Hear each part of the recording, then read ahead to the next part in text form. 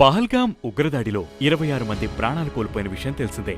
అయితే ఆ దాడి జరిగినప్పుడు ఇంకా చాలా మంది పర్యాటకులు అక్కడున్నారు. వారంతా ఒక్కసారిగా ఏం జరుగుతుందో తెలియక భయభ్రాంతులకు గురయ్యారు. ఆ సమయంలో ఒక 16 ఏళ్ల బాలిక వారిని కాపాడి ఆశ్రయమిచ్చింది.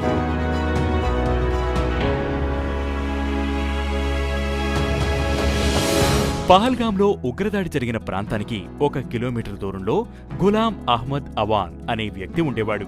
అతను అనారోగ్యం వల్ల ఇంటికే పరిమితమయ్యాడు. ఆయనకు 2 కూతుర్లు. ఒకరు 17 ఏళ్ల ముంతాజ్, మరొకరు 16 ఏళ్ల రుబీనా. తండ్రి ఆరోగ్యం కారణంగా కోవిడ్-19 లాక్డౌన్ తర్వాత రుబీనా చదువు మానేసింది. బైసరన్ పార్క్ లో గైడ్ గా పనిచేయడం ప్రారంభించింది. తన వద్ద ఓ కుందేలు ఉండేది.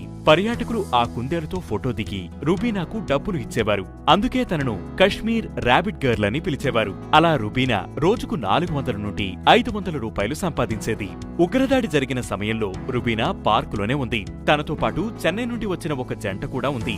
వారు ఫోటోలు దిగుతుంటే సడన్ గా కాల్పుల శబ్దాలు వినిపించాయి. ప్రజలంతా పారిపోండి అంటూ అరుస్తూ పరిగెత్తారు. రుబీనా కూడా సేఫ్ ప్లేస్ కి పరిగెత్తింది. కానీ ఆ తర్వాత ఆ జంట కోసం వెతుకుతూ పార్క్ గేట్ వైపు 3 సార్లు తిరిగి వెళ్ళింది.